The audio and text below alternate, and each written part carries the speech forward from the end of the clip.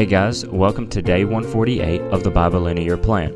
Today we will be reading 2 Kings 11, 2 Chronicles 22 through 23, Matthew 8, and Psalm 131. If you need to read more about this plan, visit the High Quality Gospel website with a link in the description of the episode and the podcast. Please leave a like and follow the podcast to stay up to date with new episodes. Now, let's begin with reading 2 Kings 11.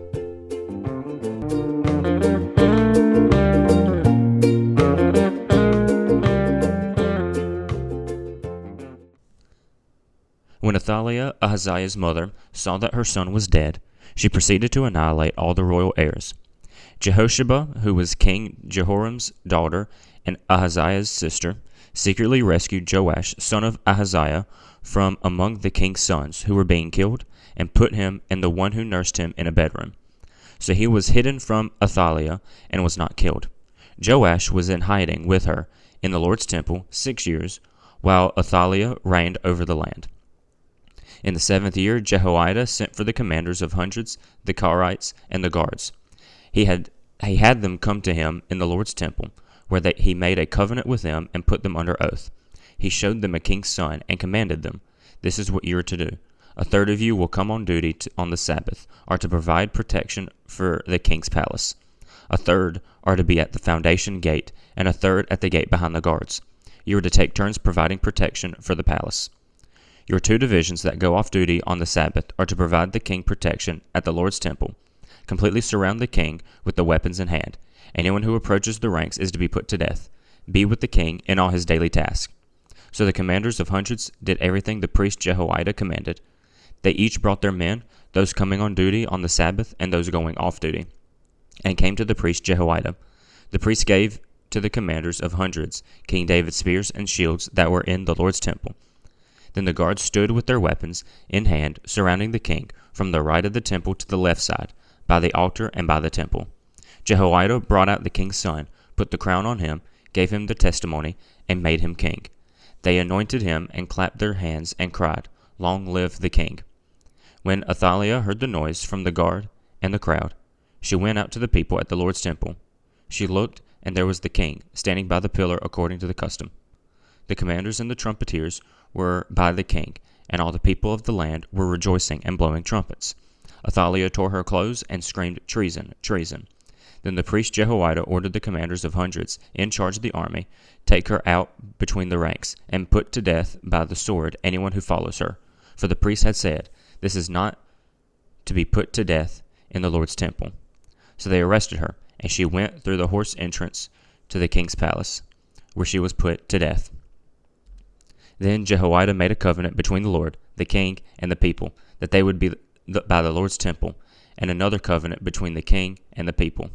So all the people of the land went to the temple of Baal and tore it down. They smashed its altars and images to pieces, and they killed Mattan, the priest of Baal, at the altars. Then Jehoiada the priest anointed guards of the Lord's temple. He took the commanders of hundreds, the Karites, the guards, and all the people of the land, and they brought the king from the Lord's temple. They entered the king's palace by the way of the guard's gate. Then Joash sat on the throne of the kings. All the people of the land rejoiced, and the city was quiet, for they had put Athaliah to death by the sword in the king's palace. Now we read 2 Chronicles 22. Then the inhabitants of Jerusalem made Ahaziah his youngest son king in his place, because the troops that had come with the Arabs to the camp had killed all the older sons. So Ahaziah, son of Jehoram, became king of Judah. Ahaziah was 22 years old when he became king, and he reigned 1 year in Jerusalem. His mother's name was Athaliah, granddaughter of Omri. He walked in the ways of the house of Ahab, for his mother gave him evil advice. So he did what was evil in the Lord's sight, like the house of Ahab, for they were his advisers after the death of his father, to his destruction. He also followed their advice and went to Joram, son of Israel's king Ahab, to fight against King Hazael of Aram in Ramoth-Gilead. The Arameans wounded Joram, so he returned to Jezreel to recover from the wounds they inflicted on him in Ramoth-Gilead. When he fought against King Hazael of Aram, then Judah's king Ahaziah, son of Jehoram, went down to Jezreel to visit Joram, son of Ahab, since Joram was ill.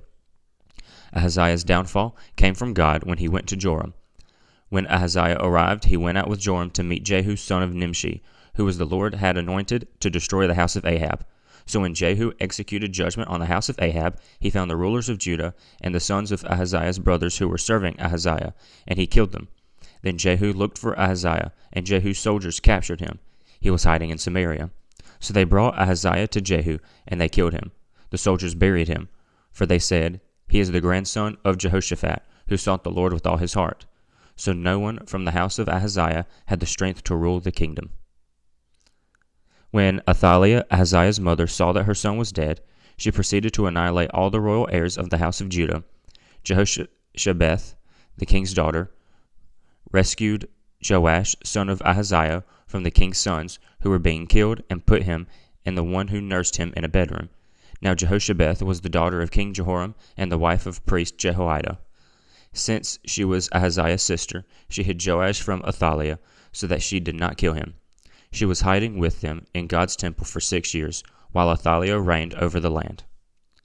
Then in the 7th year Jehoiada summoned his courage and took the commanders of hundreds to a covenant with him: Azariah son of Jehoram, Ishmael son of Jehohanan, Azariah son of Obed, Maaseiah son of Adiah, and Elishaphat son of Zichri. They made a circuit throughout Judah. They gathered the Levites from all the cities of Judah and the family heads of Israel, and they came to Jerusalem. Then the whole assembly made a covenant with the king in God's temple. Jehoiada said to them, "Here is the king's son. He will reign, just as the Lord promised, concerning David's sons. This is what you're to do: a third of you, priests and Levites who are coming on duty on the Sabbath, are to be gatekeepers. A third are to be at the king's palace, and a third are to be at the foundation gate, and all the troops will be in the courtyards of the Lord's temple. No one is to enter the Lord's temple but the priest and those Levites who serve. They may enter because they are holy, but all the people are to obey the requirement of the Lord. The Levites are to completely surround the king with weapons in hand. Anyone who enters the temple is to be put to death. Accompany the king in all his daily tasks." So the commanders of hundreds did everything the priest Jehoiada commanded, and those going off duty on the Sabbath, for the priest Jehoiada did not release the divisions. The priest Jehoiada gave to the commanders of hundreds King David's spears, shields, and quivers that were in God's temple. Then he stationed all the troops with their weapons in hand, surrounding the king, from the right side of the temple to the left side, by the altar and by the temple. They brought up the king's son, put the crown on him, gave him the testimony, and made him king. Jehoiada and his sons anointed him, and cried, "Long live the king." When Athaliah heard the noise from the troops, the guards, and those praising the king, she went to the troops in the Lord's temple. As she looked, there was a king standing by his pillar at the entrance. The commanders and the trumpeters were by the king, and all the people of the land were rejoicing and blowing trumpets. While the singers with musical instruments were leading the praise, Athaliah tore her clothes and screamed, "Treason! Treason!"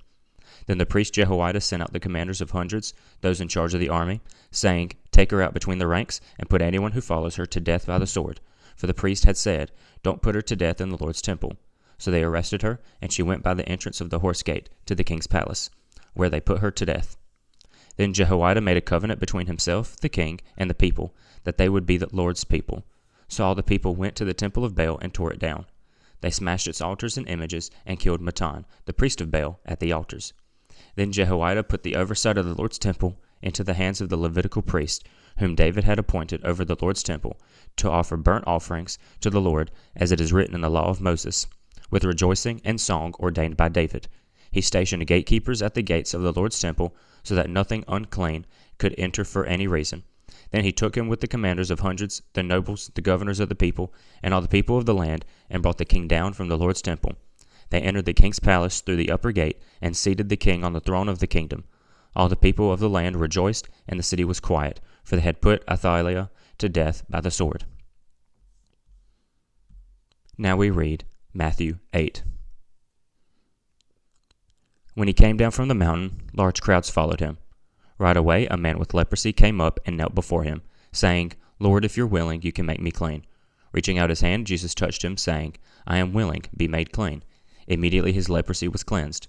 Then Jesus told him, "See that you don't tell anyone, but go, show yourself to the priest, and offer the gift that Moses commanded as a testimony to them." When he entered Capernaum, a centurion came to him, pleading with him, "Lord, my servant is lying at home paralyzed in terrible agony." He said to him, "Am I to come and heal him?"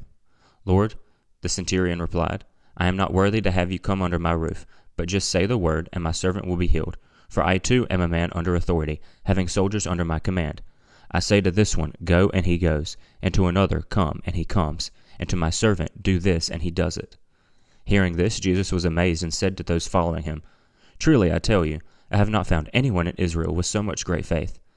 I will tell you that many will come from east and west to share the banquet with Abraham, Isaac, and Jacob in the kingdom of heaven. But the sons of the kingdom will be thrown into the outer darkness, where there will be weeping and gnashing of teeth." Then Jesus told the centurion, "Go, as you have believed, let it be done for you." And his servant was healed at that very moment. Jesus went into Peter's house and saw his mother-in-law lying in bed with a fever. So he touched her hand, and the fever left her. Then she got up and began to serve him. When evening came, they brought him to many who were demon-possessed. He drove out the spirits with a word and healed all those who were sick, so that was spoken through the prophet Isaiah might be fulfilled. He himself took our weaknesses and carried out our diseases. When Jesus saw a large crowd around him, he gave the order to go to the other side of the sea. A scribe approached him and said, "Teacher, I will follow you wherever you go." Jesus told him, "Foxes have dens and birds of the sky have nests, but the Son of Man has no place to lay his head." "Lord," another one of his disciples said, "first let me go bury my father." But Jesus told him, "Follow me, and let the dead bury their own dead." As he got into the boat, his disciples followed him. Suddenly a violent storm arose on the sea, so that the boat was being swamped by the waves.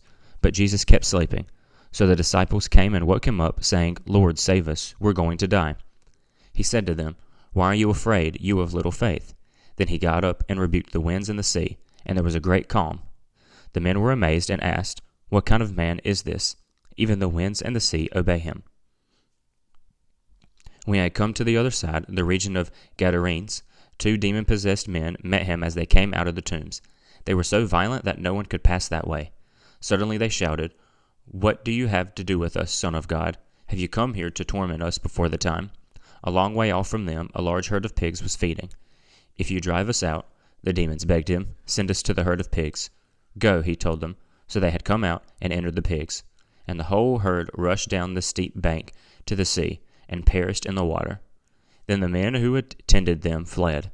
They went to the city and reported everything, especially that had happened to those who were demon-possessed. At that, the whole town went out to meet Jesus.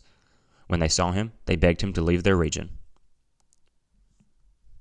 Now we read Psalm 131. Lord, my heart is not proud, my eyes are not haughty.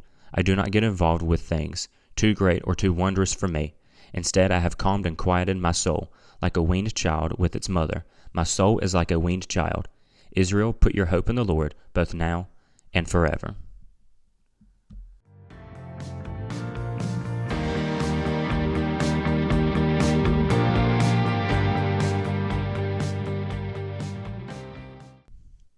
On day 147, we read of a new king in Israel, and in Matthew, we finished the Sermon on the Mount. Today, in 2 Kings, we look at Judah and conspiracy to usurp the throne. Athaliah was from the family of Ahab, which explains her sin and evil desires. She tried to take the throne for herself, and in order for this to happen, she killed most of the royal heirs so none could challenge her claim. One baby was able to escape and be hidden away to protect him from Athaliah. For about 6 years, he was hidden from the people. During this time, Athaliah wanted to move Judah towards Baal worship and false idols. She wanted it to look like Israel, which is no surprise. She has already corrupted multiple kings in Judah, and now she gets to corrupt the entire nation. Jehoiada, a priest at that time, commanded guards to protect the boy. After those 6 years, it came to be the right time to reveal him to the nation and proclaim the true king of Judah. He was crowned in the temple, showing that he'll follow the one true God and is the one true king. It was there they were able to put Athaliah to death for her acts against Judah and God. Because of this, Jehoiada dedicated himself to reforming Judah and cleaning it of Baal and other false idols. In Matthew, we see the story of the centurion, a Gentile, who came to Christ and asked that his servant to be healed. Now a Gentile should not have faith in Jesus, a Jew. In fact, there was an intense separation of Jew and Gentile, even in the more Gentile areas of Israel, and the Romans had no interest in Jewish laws or religion. So, for this Roman soldier to come to Jesus, asking for the healing of his servant, was a show of great faith. So much so that Jesus even says that no one in Israel has this much faith. He also says that many Gentiles will come to share the banquet with Abraham and the other patriarchs. This is supposed to mean that many Gentiles will come to be a part of the kingdom in heaven, where the patriarchs will be. The Gentiles will get to eat with the Jews, essentially. Now, this was a bit controversial stance, because as we know, Jesus came for Jew and Gentile alike. We know there's supposed to be a separation between Jew and Gentile.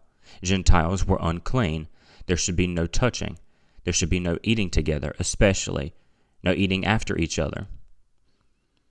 And so many Jews probably did not like this. Many Jews probably hated the fact that Jesus preached to the Gentiles, that he helped the Gentiles. In fact, that's where his message spreads much more quickly with the Gentiles. But we have seen time and time again that Jesus came for the Jews and the Gentiles. First the Jews, then the Gentiles. We've read that many times in the Gospels. We've read that many times in the letters from Paul. We know that this is the mission. But some people during this time were still confused about that, still conflicted. Even the disciples didn't quite understand it until much, much later. They were still confused why the Gentiles were being treated so well when the Jews are God's chosen people, which is true.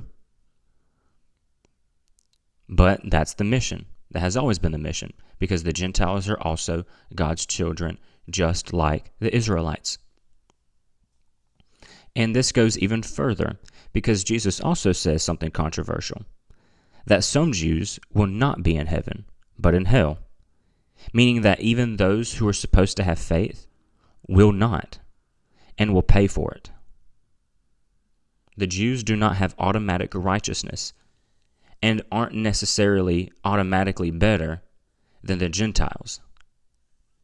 There's another controversial stance, because there was a sense of pride, especially among the religious leaders in Israel.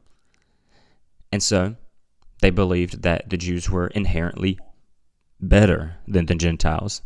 Inherently better? No. But they were chosen by God. They were revealed. God revealed himself to the Jews. God revealed his law to the Jews. God chose the Jews for his Messiah to come out. And so, of course, there was a reason that the Jews are closer to God. There's no mistake in knowing that. That's true. However, that does not mean that you are automatically better than the Gentiles. All that means is that God had exceptional grace on Israel and its people, and chose them to fulfill the promises that God has made. That's why Israel was chosen, not because they're better than everybody else, but because he showed grace on them, just as Christ shows grace upon us. Jesus also heals more people and drives out more demons, showing his authority from the Father. His mission may sound exciting and something to be a part of, and so some come to him, asking to follow him. But he tells them it's difficult. He doesn't have anywhere to lay his head and stay. He's always moving, always working. By doing this mission, they would have to forget their families and focused on him alone. But in truth, it's worth it. It's worth being a part of the mission, even today. Today we still must focus on Jesus and put him first before all else. We see why in next sections. Jesus proves that he has authority and he is worth the suffering. He commands the winds and the waves and large swaths of demons. Jesus has shown his authority. He has proved his authority. And that's all the reason that that we should follow him. Lastly, we see a short psalm about humility and calmness. Our spirits should not be haughty, and our hearts should not be hardened. We should have quiet spirits and put our hope in God. Thank you for joining in the reading and understanding of these chapters, and let us all be vigilant in continuing this reading. Please share, like, follow, or whatever you can do to help us reach more people with the Bible reading. Please also check out the High Quality Gospel website for more information and a couple of store items. Thank you, and keep learning.